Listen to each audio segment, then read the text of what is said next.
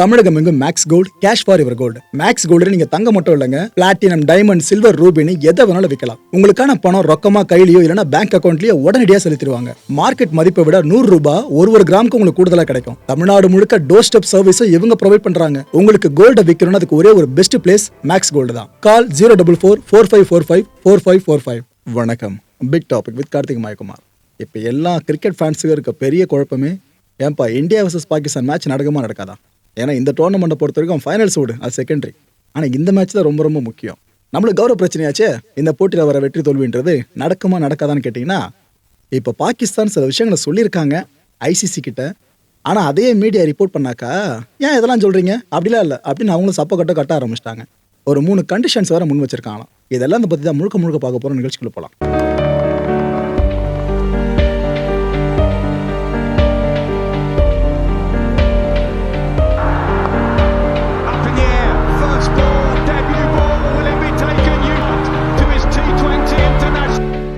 வர்ற ஞாயிற்றுக்கிழமை 15ஆம் தேதி நைட் ஒரு 7 மணி வாக்கில் உலக கிரிக்கெட் ரசிகர்கள் அந்த நாளை எதிர்பார்த்து காத்துக்கிட்டு இருக்காங்க. காரணம், இந்தியா பாகிஸ்தான் மேட்ச் அப்போ தான் ஸ்கெடியூல் பண்ணப்பட்டிருக்கு இந்த T20 வேர்ல்ட் கப் சார்ந்து. ஆக்சுவலாக இந்த மேட்சை நாங்கள் புறக்கணிக்கிறோம் அப்படின்னு பாகிஸ்தான் ஏற்கனவே அஃபிஷியல் அனௌன்ஸ் பண்ணிடுச்சு. பொதுவாக இது போல் கிரிக்கெட் சம்மந்தப்பட்ட விஷயங்களை அந்தந்த நாடுகளோட வாரியங்கள் அனௌன்ஸ் பண்ணோம். ஆனால் இந்த முறை பாகிஸ்தான் பிரைம் மினிஸ்டர் இருக்கல ஷேபாஸ் ஷெரீஃப், அவரே அனௌன்ஸ் பண்ணார், இல்லைங்க நாங்கள் ஆட மாட்டோங்க அப்படின்ட்டு. இதில் ஐசிசி செம ட்ரிகர் ஆகிட்டாங்க. ஏன்னா அவங்களுக்கே நல்லா தெரியும் எந்த அளவுக்கு ரெவன்யூவை இந்த மேட்ச் ஜென்ரேட் பண்ணி கொடுக்கும் அப்படின்ட்டு. அதனால் அவங்க இல்லைங்க நீங்கள் இதெல்லாம் நோலாம் சொன்னீங்கன்னாக்கா பெரிய அளவுக்கு நீங்கள் சாங்ஷன்ஸை ஃபேஸ் பண்ண வேண்டியது இருக்கும். இவ்வளோ கோடி ரூபாய் நீங்கள் அந்த குறிப்பிட்ட ஸ்ட்ரீம் பண்ணுற சேனலுக்கு நீங்கள் கட்ட வேண்டியதாக இருக்கும். அப்புறம் ஐசிசியோட ரேங்கிங் சார்ந்து புள்ளிகள்லாம் அடிபடும். அப்புறம் நிறைய இஷ்யூஸ் இருக்குது, பார்த்துக்குங்க. ஏற்கனவே உங்கள் நாடு எக்கனாமியாக கொஞ்சம் கீழே போயிட்டுருக்கு, இதில் இதெல்லாம் வேறு தேவையான்னு கேட்க ஆரம்பித்தாங்க. அதாவது அட்வைஸ் பண்ணுற மாதிரியே த்ரெட்டையே முன்வைக்க ஆரம்பித்தாங்க ஐசிசி. ப்ரோ இதில் பிசிசி எதுவும் தப்பே பண்ணல ப்ரோ, எல்லாம் இந்த பிசிபி பண்ணுற தப்பு தான். கேட்டிங்கன்னா நீங்கள் நியூட்ரலாக பாருங்கள், ஸ்போர்ட்டாக பாருங்கள். நாமளும் ஆரம்பித்து வச்சுருந்தோம், முஸ்தபிசர் ரஹ்மான் இஷ்யூவில் நாம் ஆரம்பித்து வச்சுருந்தோம். அதுக்கப்புறம் தான் பெருசாக மாறிச்சு, அதே நம்ம ஒத்துக்கிட்டே ஆகணும். ரைட்டு. இதில் ஸ்ரீலங்கா இருக்காங்களே, அவங்க வேறு அழுத்தத்தை கொடுக்க ஆரம்பிச்சிட்டாங்க பாகிஸ்தானுக்கு. ஏங்க ஐசிசி உங்ககிட்ட என்ன சொல்கிறத விடுங்க, எனக்கு அது தேவையில்லை. இப்போ இந்தியா வர்சஸ் பாகிஸ்தான் மேட்ச் ஸ்ரீலங்காவில் நடக்கிறதா தான் ஐசிசியே ஒத்துக்குச்சு. ஏன்னா நீங்கள் தான் நியூட்ரல் வேணும்னு கேட்டிங்க, அதனால் ஸ்ரீலங்காவை சொன்னாங்க. நீங்கள் இப்போ ஆட மாட்டேன்னு சொன்னீங்கன்னாக்கா இதன் மூலமாக எங்களுக்கு இழப்பு ஏற்படும், அதையும் நீங்கள் தான் சரி பண்ணணும் அப்படின்ட்டு பாகிஸ்தானுக்கு திரும்ப ப்ரெஷரை கொடுக்க ஆரம்பிச்சிட்டாங்க. ஸ்ரீலங்கா வேறு. இப்போ பாகிஸ்தான் ஒரு முடிவெடுத்தே தீர வேண்டிய கட்டாயத்தில் இருக்குங்க. ப்ராபப்ளி இன்னொரு 24 ஹவர்ஸ்க்குள்ளே பாகிஸ்தான் அஃபிஷியலாக சில விஷயம் அனௌன்ஸ் பண்ண போது அதுக்காக வெயிட் பண்ணிகிட்ருக்கோம். ஓகே, இப்போ வெளியே இருக்க தகவல் படி பார்த்தீங்கன்னா ஐசிசி கிட்ட பாகிஸ்தான் சில கண்டிஷன்ஸை முன் வச்சுருக்கான். ஏன்னா இப்போ ஐசிசி இந்த விஷயத்தை சுமூகமாக்கிறதுக்காக பாகிஸ்தானோட பேசிகிட்டு இருக்காங்களே, அதில் சில கண்டிஷன்ஸை பாகிஸ்தான் சைடில் முன் வச்சுருக்காங்க. அதில் முதல் கண்டிஷன் என்ன தெரியுமாமா? ஐசிசி பாகிஸ்தானுக்கு ரிலீஸ் பண்ணிட்டு இருக்க ஃபண்ட் இருக்குல்ல, ஐசிசியில் மெம்பராக இருக்க ஒரு நாட்டுக்கும் அவங்க ஃபண்டை ரிலீஸ் பண்ணுவாங்க. அந்த ஃபண்டை இன்க்ரீஸ் பண்ணுங்க அப்படின்ட்டு பாகிஸ்தான் கேட்டிருக்கிறதா முதல் கண்டிஷன். ரெண்டாவது கண்டிஷன், இந்த இந்தியன் பிளேயர்ஸ் கூட விளையாடுறவங்களுக்கு ஒரு பெரிய தர்ம சங்கடம் என்னென்னா, மேட்சை முடிச்சதுக்கப்புறம் ஷேக் ஹேண்ட் பண்ணணும்ல, ஆனால் இந்தியன் பிளேயர்ஸ் ஷேக் ஹேண்டே பண்ண மாட்டாங்களே. இது எப்படி? அரசியலை விளையாட்டுக்குள்ளே கொண்டு வரக்கூடாதுன்னு நீங்கள் சொல்கிறீங்க, ஆனால் நீங்கள் பண்ணுறதுக்கு பெரிய அரசியல் தானே, நீங்கள் இதெல்லாம் பண்ணுறீங்க அப்படின்னு அவங்க கேட்குறாங்க. கேட்குறதுனால ஒன்றும் நியாயவான்கள் கிடையாது. ஏன்னா பாகிஸ்தான் பிளேயர்ஸு களத்துக்குள்ளேயே இந்த ஜெட்டிவில் வந்துச்சு, இந்தியா பார்த்தீங்கன்னா 0 நாங்கள் 6ன்ற மாதிரிலாம் எவ்வளோ வாய் பேசினாங்க. இதெல்லாம் அவங்க பண்ணுவாங்களாம், அது அரசியல் கிடையாது. நம்ம பண்ணுறது பேர் அரசியலாம். சரி, ஓகே, ரைட்டு, விடுங்க. ஸோ மேட்ச் நடக்கிறதா இருந்தால் 2 பிளேயர்ஸும் ஷேக் ஹேண்ட் பண்ணணும். அப்படி பண்ணலையா நாங்கள் இந்த மேட்ச்சில் ஆட மாட்டோம் அப்படின்றாங்க. மூணாவது என்ன கண்டிஷன் முன் வைக்கிறாங்களாம்மா, இந்தியாவுக்கு பாகிஸ்தானுக்கு இடையில நின்று போயிருக்க இந்த பயலாட்ரல் சீரிஸ் இருக்குல்ல, நிறைய நாடுகள் இந்தியாவோட விளையாட பாருங்க, இந்த ODI series, T20 series, test சீரிஸ்னு சொல்லிட்டு, இதெல்லாம் இந்தியா பாகிஸ்தானுக்கு இடையில திரும்ப ஆரம்பிக்கணும். ஏன்னா அவங்க ரெவன்யூ பேஸ் பண்ணி சொல்கிறாங்க பாகிஸ்தான் இதை. ஏன்னா இந்த அளவுக்கு போட்டியில் நடந்துச்சுனாக்கா இந்தியாவுக்கு பாகிஸ்தானுக்கு இடையில பாகிஸ்தானுக்கும் ரெவன்யூ கொஞ்சம் பூஸ்ட் ஆகும். இதனால் அவங்க இந்த கண்டிஷனை முன் வைக்கிறாங்க. இந்த 3 கண்டிஷன்ஸையும் பாகிஸ்தான் ஐசிசி கிட்ட சொன்னதாக இப்போ சொல்லப்படுதில்ல, இது எல்லா ஊடகங்களும் பத்திரிகைகளும் செய்திகளாக மாற்றி வெளியிட ஆரம்பிச்சிட்டாங்க. இந்த விஷயம் ஆங்கங்கன்னு போயிட்டு பாகிஸ்தான் வரைக்கும் போயிருக்கு. பாகிஸ்தான் இப்போ தான் ரியாக்ட் பண்ணியிருக்கு. எதுக்கெல்லாம் அவசரப்படுறீங்க, அதெல்லாம் ஏதோ நாங்கள் இப்போதைக்கு சொல்ல முடியாது. வழக்கம் போல் இந்தியாவில் இருக்க மீடியாவில் இது போல் பேச ஆரம்பிச்சிட்டிங்க.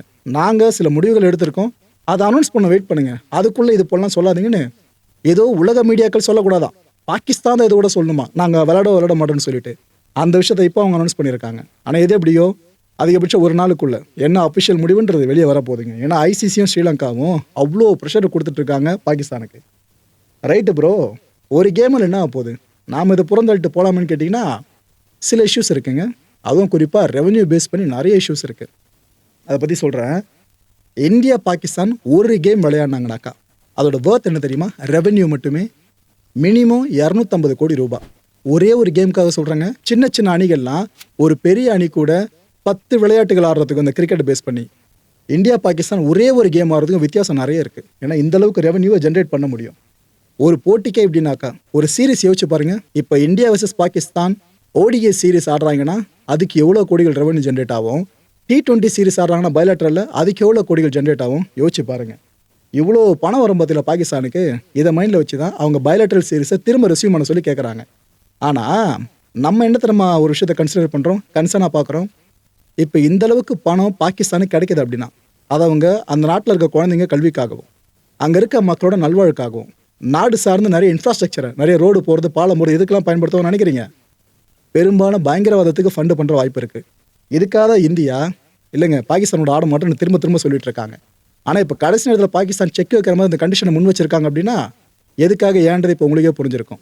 இதெல்லாம் தாண்டி பாகிஸ்தான் கூட நம்ம பைலேட்டரல் சீரிஸை திரும்ப ஆரம்பிக்கிறோம் நீங்கள் நினைக்கிறீங்களா? ஸோ கன்னித்தீவு கதை மாதிரி இந்தியா வர்சஸ் பாகிஸ்தான் இஷ்யூ பெருசாக போய்கிட்டே இருக்கா. எல்லாத்துக்கும் வர சண்டே தானே கிளைமேக்ஸு. தெரிஞ்சிடும் அதுக்குள்ளே என்ன நடக்க போகுது, ஏது நடக்க போகுதுன்னு. அதுக்குள்ளே இந்த T20 வேர்ல்ட் கப் சார்ந்து நடந்துட்டு இருக்க சில முக்கியமான விஷயங்களுக்கு அப்டேட்ஸ் கொடுத்துட்றேன். இந்த சின்ன சின்ன அணிகள்லாம் பெரிய அணிகளுக்கு எப்போவுமே சர்ப்ரைஸை கொடுப்பாங்க. எல்லா ICC மேஜர் டோர்னமெண்ட்டில் நம்ம தொடர்ந்து பார்த்துட்ருக்கோம். அந்த வகையில் இங்கிலாந்துக்கும் நேபாளுக்கு இடையில சம மேட்ச் ஒன்று நடந்துச்சுங்க. இப்போது 4 ரன்கள் வித்தியாசத்தில் நேபாள் தோல்வியை தழுவியிருக்கு. இங்கிலாந்து வீரர்கள் முகத்தில் அவ்வளோ பயத்தை காமிச்சிருக்காங்க. அவ்வளோ பெரிய மேட்சாக நடந்து முடிஞ்சது. இது கொஞ்சம் பிசிங்கி இருந்தால் மேட்ச் அப்படியே நேபாள் கிட்ட போயிட்டுருக்கோம். ஆல்மைட்டி இங்கிலாந்து இந்த டோர்னமெண்ட்டில் தி பெஸ்ட் சைடாக பார்க்கப்படுறதுக்கு இங்கிலாந்துக்கு இவ்வளோ பெரிய பயத்தை விதைச்சிருக்கு நேபாள். 184 ரன்ஸ் இங்கிலாந்து 7 விக்கெட்ஸ் இழந்து 20 ஓவர்ஸ்க்கு. இன்னொரு பக்கம் நேபாள் 6 விக்கெட்ஸ் இழந்து 180 ரன்ஸ் அடிச்சிட்டாங்க. ஒரு 4 ரன்னுங்க அடிச்சிருந்தா மேட்ச் அப்படியே மாறி இருக்கும்.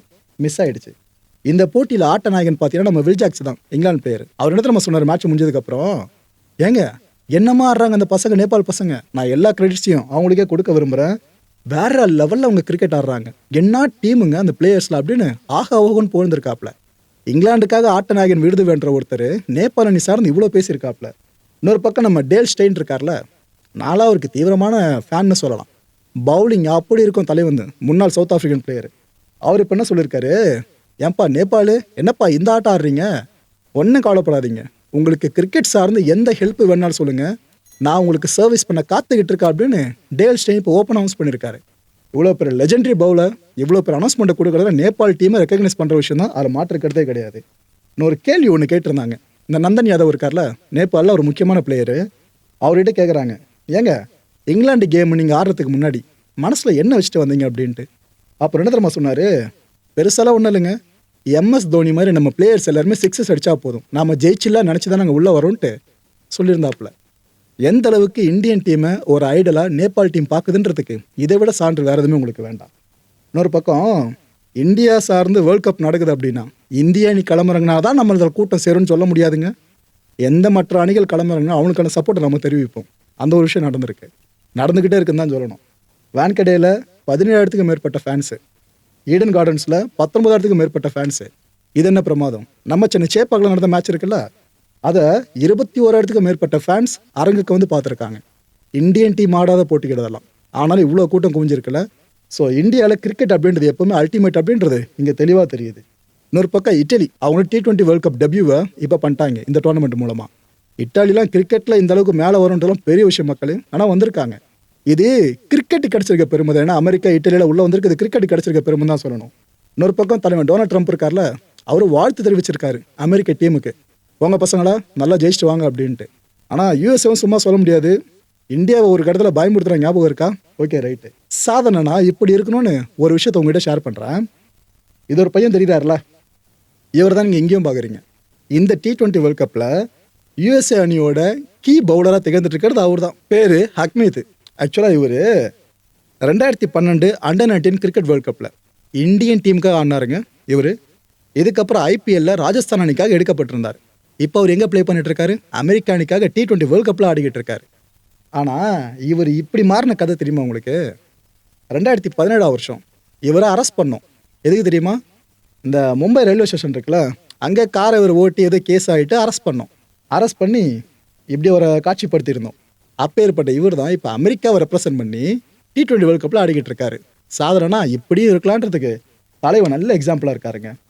இப்போ நீங்கள் பார்த்துட்டு இருக்கிறது நம்ம பஞ்சாப் டீமு. இந்த T20 வேர்ல்ட் கப் சார்ந்து இல்லை, IPL நெருங்கிட்டு இருக்குல்ல, இதுக்காக அவங்களாம் ரெடியாக ஒரு ஆயத்தத்தை ஆரம்பிச்சிட்டாங்க. யுனைடெட் அரப் எமிரேட்ஸில் அவங்க தீவிரமாக பயிற்சியில் ஈடுபட ஆரம்பிச்சிருக்காங்க.